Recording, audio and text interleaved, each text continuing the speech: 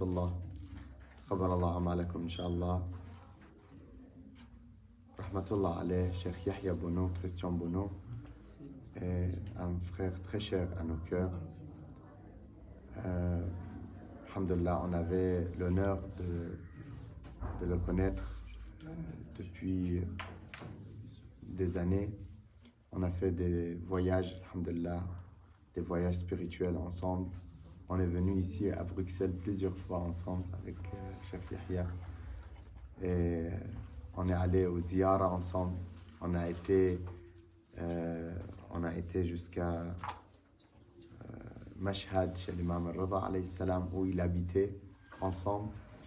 On a été chez Amir al-Mu'minin salawatullah wa salamu alayhi, Ali ibn Abi Talib. On a été chez l'imam al-Hussein et surtout à l'entrée de Haram quand on voulait rentrer chez l'imam al-Hussein. Plusieurs fois on est rentré ensemble et puis à l'entrée on demandait l'autorisation d'entrer. Comme on a dit, toujours parmi les règles de ziyara, c'est de s'arrêter devant la porte d'entrée chez nos infaillibles alayhimus salam et demander la permission. Et quand tu as les larmes aux yeux, ça veut dire que l'imam t'a donné la permission et tu peux rentrer. Et subhanallah, quand on était ensemble à l'entrée, il m'a dit de lire la demande d'autorisation. Il m'a dit ta voix est belle, donc c'est toi qui lis la demande. Je lui ai dit non, ton cœur est beau, donc c'est toi qui lis l'autorisation. Il a lu d'une manière vraiment exceptionnelle, avec une voix cassée et doucement. Et puis quand on a eu les larmes, quand on a eu le cœur vraiment présent, et puis on est entré chez nos imams alayhimus salam. On a fait ces visites exceptionnelles de nos imams infaillibles alayhimus salam. Donc vraiment, c'était quelqu'un de très proche, c'était quelqu'un de très cher à nos cœurs. Et alhamdulillah, on avait la chance de l'avoir avec nous à Abidjan, au karting, pour la Ashura en français, plusieurs années. Donc une année, il m'a dit j'aimerais venir plus tôt l'année prochaine pour pouvoir profiter un peu d'Abidjan, de voir les endroits touristiques, d'aller à l'île Boulet, d'aller à Assini, parce qu'il avait entendu parler de ces lieux vraiment intéressants. Donc, comme pendant Ashura, on ne peut pas faire ça, donc, il est venu une semaine avant. Comme convenu, il est venu une semaine avant Ashura et on est allé à Assini.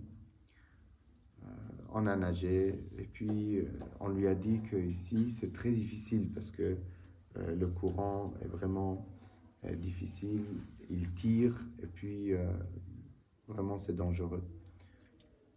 Il m'a dit, je me rappelle quand il a dit je suis maître nageur et vraiment il nageait très bien, rahmatullah alayh. Il nageait vraiment comme un poisson dans l'eau.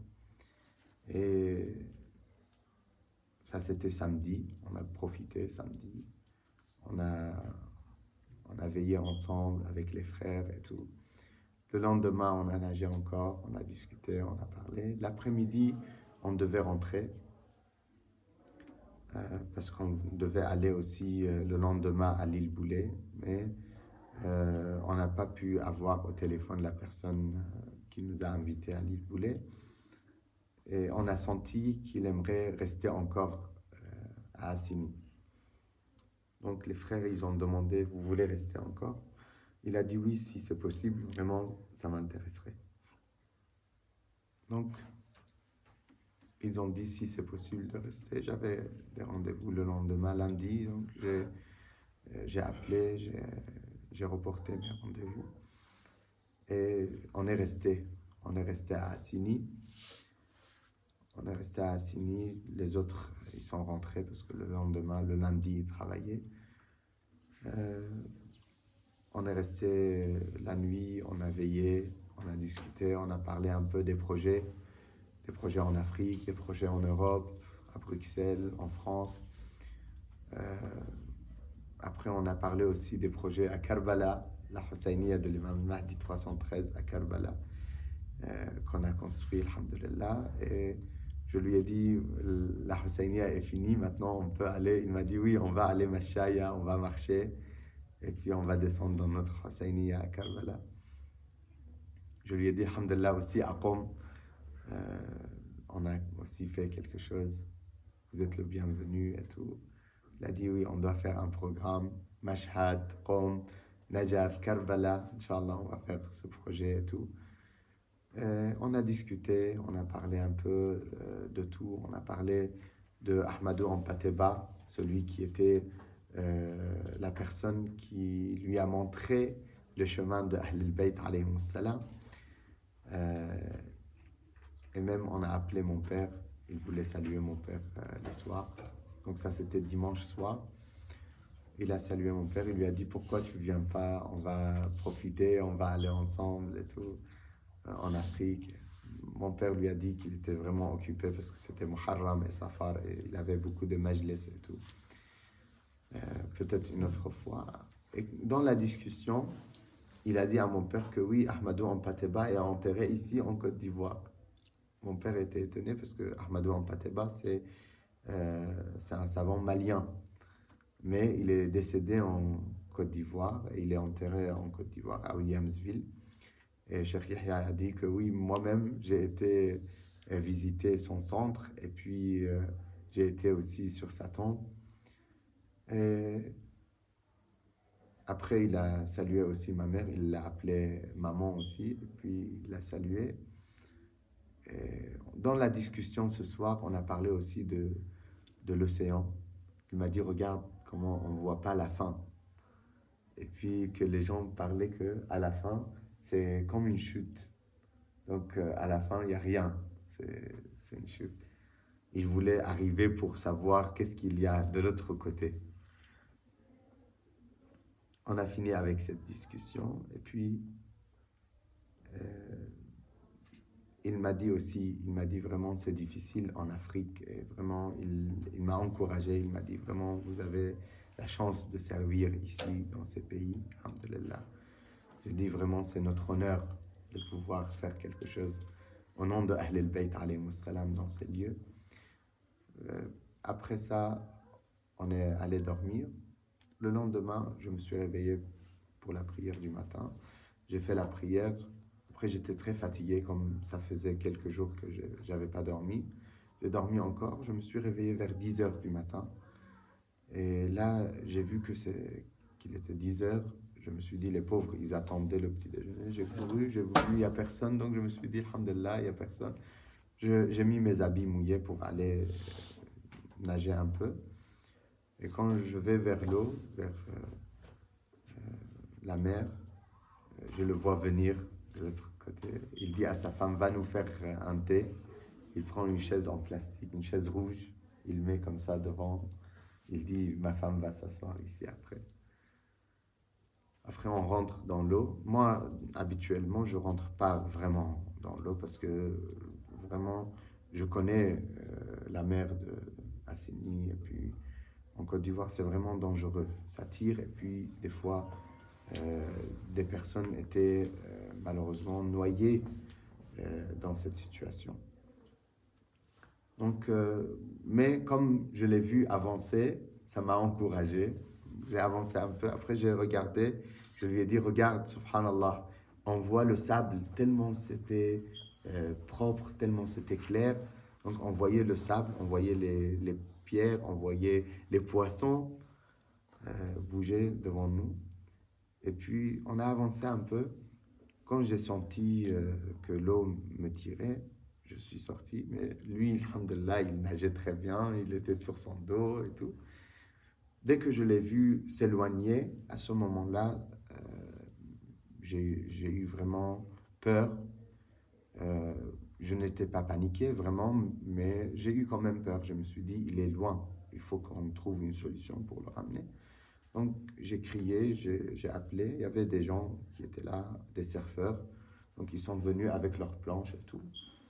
Et alhamdoulilah, on avait à côté de notre villa, il y avait un hôtel, donc avec la bouée, avec le moulin, avec une corde. Ils sont allés, ils ont pris la corde, ils sont rentrés vers lui. Dès qu'ils sont arrivés à lui, j'étais à l'aise, j'étais content. Je dis, c'est bon, alhamdoulilah, ils l'ont récupéré. Mais pour venir, c'était très difficile, parce que le courant tirait. Donc il rentrait dans l'eau, il sortait, il rentrait dans l'eau, il sortait, jusqu'à arriver sur la plage. Ils l'ont mis sur la plage, subhanallah.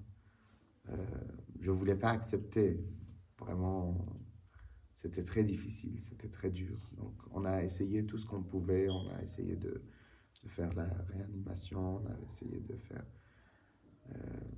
tout ce qu'on fait pour secourir une personne qui a été noyée. On a appelé des médecins, on a été en ligne avec les médecins et tout, mais comme on n'a rien pu faire, j'ai pris la voiture, je suis arrivé là-bas et puis je l'ai pris en quelques minutes. On était à l'hôpital et à l'hôpital, ils ont pris sa tension, ils m'ont dit c'est fini. J'ai dit non, en fait, avec les machines, mais subhanallah, c'était déjà fini. Rahmatullah alayhi. Subhanallah, après, on voulait l'enterrer en Iran, à Mashhad, parce que lui-même, il vivait à Mashhad. Donc, on a fait les papiers nécessaires. Normalement, les papiers qui prennent un mois ou plus pour pouvoir ramener quelqu'un en Iran. En 2 jours, ils nous ont fait les papiers. Mais le deuxième jour, le fils de Marhoum, il m'appelle, il me dit je ne vous donne pas l'autorisation de le sortir. Je dis khair, Inch'Allah, pourquoi? On a fait les papiers, on a fait tout le nécessaire pour le ramener à Mashhad. Il m'a dit non, ils vont faire formol. Et pour faire le formol, ils doivent enlever du sang, ils doivent mettre un produit et tout. Et vous savez qu'on n'a pas le droit de toucher le corps d'un décédé. J'ai dit oui, bien sûr, mais je ne savais pas qu'il faisait ça. Il m'a dit si, il a insisté que si, ils font ça. Donc j'ai appelé directement Ivocep, c'est la compagnie qui font pour les décès, pour envoyer les décès et tout, les décédés. Et je les ai appelés, ils ont dit oui, on est obligé de faire formol pour envoyer son corps ailleurs. Et ils m'ont dit même s'il reste 3 jours, même si on doit l'enterrer ici, on doit faire formol. J'ai dit non, non, non, son fils nous a interdit de le faire, donc si c'est possible, dès demain, on va l'enterrer. Subhanallah, à ce moment-là, j'ai parlé avec les enfants de Ahmadou Ampateba. J'ai dit, Subhanallah, Cheikh Yahya était comme un fils pour Ahmadou Ampateba. Donc je veux qu'il soit enterré à côté de lui. Et dans la discussion avec les enfants de Ahmadou Ampateba, rahmatullah alayh, ils m'ont dit que leur père, quand je leur ai dit qu'on était obligé de l'enterrer ici parce qu'on n'a pas le droit de faire formol et de toucher au corps et tout ça, ils m'ont dit leur père avait son kafan avec lui, le linceul avec lui où il partait, c'est-à-dire Ahmadou Ampateba, il avait toujours son linceul avec lui et il disait où je meurs, vous m'enterrez. Et subhanallah, il était malien, mais il est décédé en Côte d'Ivoire. Il a été enterré en Côte d'Ivoire à Williamsville. J'ai dit subhanallah, c'est la même chose qui va être pour Cheikh Yahya, il va être enterré à côté de lui. Donc vraiment, il a eu un enterrement très spécial. Tous les croyants, tous les mu'minines, tous les amoureux de Ahl al-Bayt étaient présents, alhamdulillah, dans cet enterrement. Et on a fait vraiment un enterrement très spécial et très touchant. Rahmatullah alayhi, il est très cher à nos cœurs. Donc, Rahmatullah alayhi, نسأل الله سبحانه وتعالى أن يحشره مع محمد وآل محمد اللهم صل على محمد وآل محمد مع أمير المؤمنين علي بن أبي طالب. Quand j'ai récupéré son téléphone, subhanallah, je suis reparti après l'hôpital. Je suis reparti pour récupérer ses affaires dans la villa où on était. j'ai senti vraiment à quel point on est rien. Que le téléphone, c'est quelque chose de très personnel à quelqu'un, mais j'étais obligé d'ouvrir son téléphone pour appeler sa famille, pour appeler ses enfants, pour appeler son frère, pour appeler les personnes autour de lui. Donc, dès que j'ai ouvert le téléphone, le message qui était là, c'était Sirata aliyin haqqun numsika. Allahumma salli ala اللهم صل على محمد وآل محمد. Quand on lit Ihdina Sirata al-Mustaqim tous les jours dans nos prières, et tous les compagnons du prophète sallallahu alayhi wa alayhi, quand ils disaient Ihdina Sirata al-Mustaqim, juste après cela, ils disaient Sirata aliyin haqqun numsika. Donc, c'était le message qui était marqué là sur son téléphone. Qu'Allah subhanahu wa ta'ala le place avec Amir al-Mu'minin Ali ibn Abi Talib et lui donne à voir de Hawd al-Kawthar min yad Ali ibn Abi Talib salawatullah wa salamu alayhi. تقبل الله أعمالكم وسعكم الدعاء إن شاء الله.